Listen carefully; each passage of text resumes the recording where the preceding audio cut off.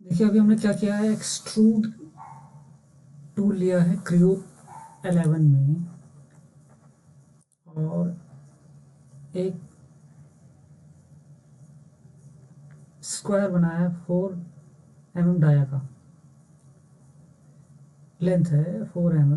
ठीक है, इसको ओके किया है, और इसकी हाइट को हमने रखा है 2 mm। कैप एंड्स रखा है, जिसका ऑप्शन इधर हमारा आता है कैप एंड। ठीक है जी, ये कैप एंड है दोनों तरफ से।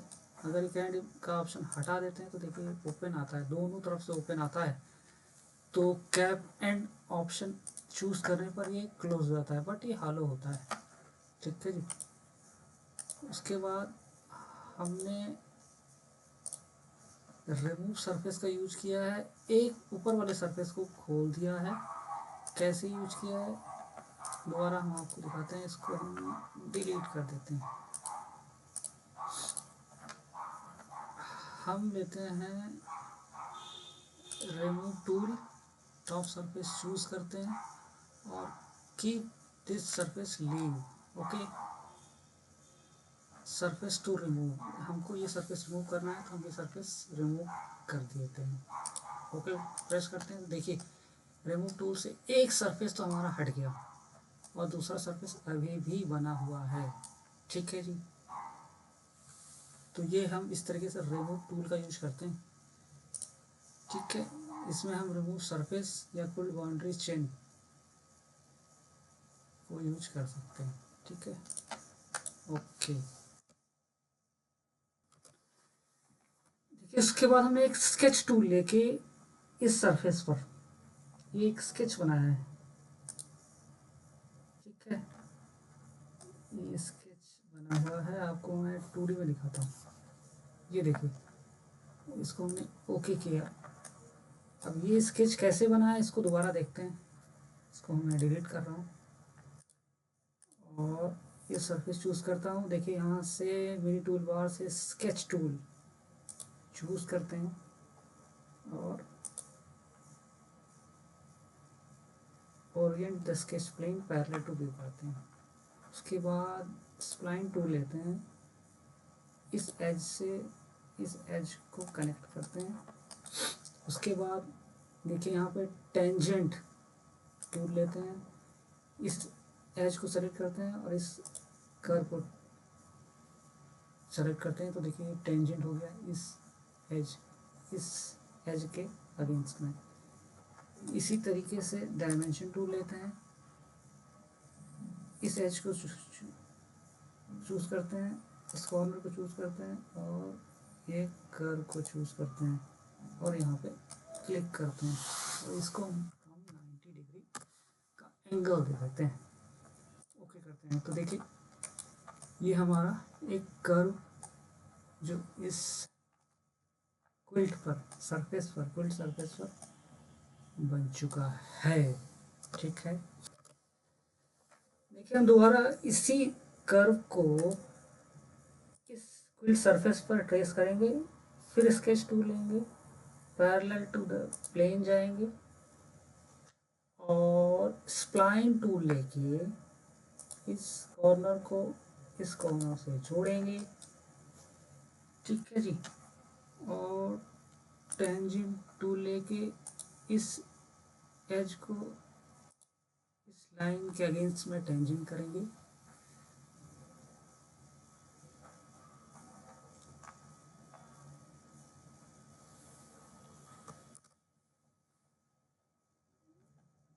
Tangent this line with this line coming out,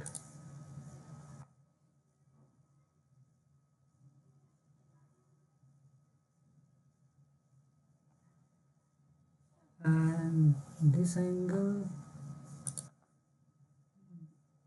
this one, this one, and this one, ये सॉरी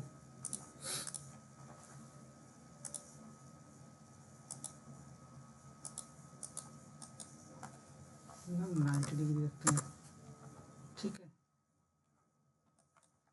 अब हम देखते हैं कि ये टेंजेंट क्यों नहीं आ रहा है। ठीक है जी, डिलीट करते हैं। तो देखिए इसके चारों सरफेस पे इस तरीके से स्केच बना रहे हैं। एक सरफेस और बचता है, उसको हम दिखाते हैं कैसे हमने किया है। इस प्लेन को चूज करते हैं, स्केच ओरिएंट टू पैरेलल। ठीक है, देखिए अब ये कर्व ऊपर की ओर आ रहा है, उसी तरीके से हम इसको भी ऐसे करेंगे। स्प्लाइन टूल लेंगे, this one and this one. Okay, tangent tool लेते हैं, this line should be tangent to this. Okay, and dimension this one and this one। ये 90 होना चाहिए। Click and okay. तो देखिए हम ये चार कर्व इस तरीके से बना लिए हैं जो इस सरफेस पर आपको दिखाई दे रहे होंगे। ठीक है जी।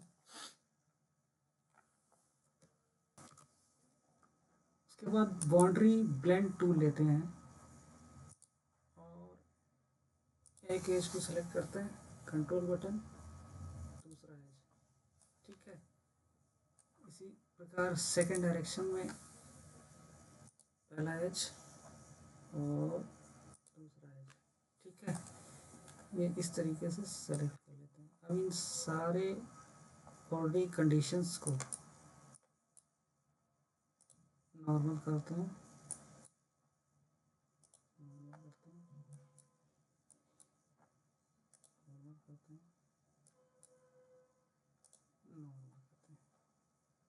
ओके प्रेस करते हैं। ठीक है, ये एक सरफेस अंदर हमने इन कर्व स्केच के थ्रू, ये कर्व के थ्रू बना दिया। अब हम जाते हैं क्विल्ट्स पर और इन दोनों क्विल्ट्स को सेलेक्ट करके, और यहाँ पर देखिए ये मर्ज टूल आता है, इस पर मर्ज क्लिक करते हैं और इसके डायरेक्शन को ध्यान से देख के कि कौन सा सरफेस हमें चाहिए उसके अकॉर्डिंग एडजस्ट करके। देखिए ये जो जितना अभी ये ग्रिल सरफेस आ रहा है, ये हमारा रिमेनिंग पार्ट होने वाला है। चाहे तो आप प्रीव्यू में देख लीजिए, ये देखिए बाकी सब हट जाएगा। तो इस तरीके से हम प्रीव्यू में देख के एरो चेंज करके, अगर इसका हम एरो चेंज करते हैं तो देखिए क्या होता है। अभी केवल ऊपर का हिस्सा बचा, जबकि हमको नीचे का हिस्सा चाहिए। तो फिर से हम आते हैं और उसकी डायरेक्शन को चेंज कर देते हैं, तो हमारे पास केवल नीचे का हिस्सा बचता है। ठीक है,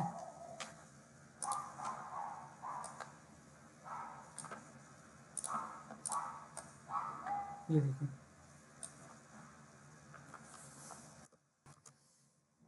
उसके बाद इस क्विल्ट चूज़ करके पूरा क्विल्ट चूज़ कर लेते हैं और इसको सॉलिडिफाई, एक ऑप्शन आता है जो जिस कन्वर्ट्स सरफेस फीचर्स और quilt geometry into solid geometry. Quilt option choose करते हैं तो देखिए पूरा ये ज्योमेट्री हमारा सॉलिड में कन्वर्ट हो जाती है। ठीक है, आप चाहें तो इनके स्केचेस को शिफ्ट बटन दबा के और हाइड कर सकते हैं। तो ये देखिए पूरा हमारा एक सॉलिड बॉडी, जो हमारा सॉलिडिफाई ऑप्शन के थ्रू ये टूल जो होता है हमारे सरफेस को सॉलिड में चेंज करता है और ये हमें देखिए अजीब सा सरफेस बन के आ जाता है। देखिए इसके बाद हमने सॉलिडिफाई करने के बाद एक्सट्रूड किया है, वो एक्सट्रूड मैं आपको दिखाऊं 0.4 mm का है और डाउन साइड नीचे की तरफ, ये देखिए एरो दिखा रखा है, येलो एरो। ठीक है जी, उसके बाद हम डेटा में जाते हैं, यहाँ पर कर्व थ्रू पॉइंट्स।